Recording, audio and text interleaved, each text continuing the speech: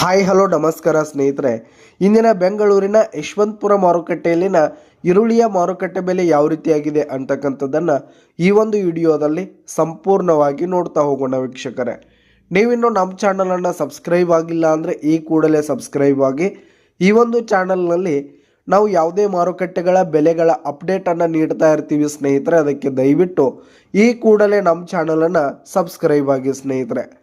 ಹಾಗಿದ್ರೆ ಇಂದಿನ ಬೆಂಗಳೂರಿನ ಯಶವಂತಪುರ ಮಾರುಕಟ್ಟೆಯಲ್ಲಿನ ಈರುಳ್ಳಿಯ ಮಾರುಕಟ್ಟೆ ಬೆಲೆ ಯಾವ ರೀತಿಯಾಗಿದೆ ಅಂತಕ್ಕಂಥದ್ದನ್ನು ನೋಡೋದಾದರೆ ಸ್ನೇಹಿತರೆ, ಒಂದು ಕೆಜಿಗೆ 4 ರೂಪಾಯಿದಿಂದ ಹಿಡಿದು 26 ರೂಪಾಯಿವರೆಗೂ ಗರಿಷ್ಠ ಬೆಲೆ ಇರುವಂಥದ್ದು ಸ್ನೇಹಿತರೆ. ಡ್ರೈ ಆಗದೆ ಇರತಕ್ಕಂಥ ಈರುಳ್ಳಿ, ಡ್ಯಾಮೇಜ್ ಆಗಿರ್ತಕ್ಕಂಥ ಈರುಳ್ಳಿ, ಪೂರಾ ಸಣ್ಣ ಈರುಳ್ಳಿ ಬಂದು ಒಂದು ಕೆಜಿಗೆ 4 ರೂಪಾಯಿದಿಂದ ಹಿಡಿದು 26 ರೂಪಾಯಿವರೆಗೂ ಗರಿಷ್ಠ ಬೆಲೆ ಇರುವಂಥದ್ದು ಸ್ನೇಹಿತರೆ. ಹಾಗೆ ಒಂದು ಕ್ವಿಂಟಲ್ಗೆ 400 ರೂಪಾಯಿದಿಂದ 2600 ರೂಪಾಯಿವರೆಗೂ ಗರಿಷ್ಠ ಬೆಲೆ ಇರುವಂಥದ್ದು ಸ್ನೇಹಿತರೆ. ಹಾಗಿದ್ರೆ ಇಂದಿನ ಬೆಂಗಳೂರಿನ ಯಶವಂತಪುರ ಮಾರುಕಟ್ಟೆಯಲ್ಲಿ ಕರ್ನಾಟಕದ ಈರುಳ್ಳಿಗೆ ಟಾಪ್ ರೇಟ್ ಬಂದು 2600 ರೂಪಾಯಿವರೆಗೂ ಇರುವಂಥದ್ದು ಸ್ನೇಹಿತರೆ.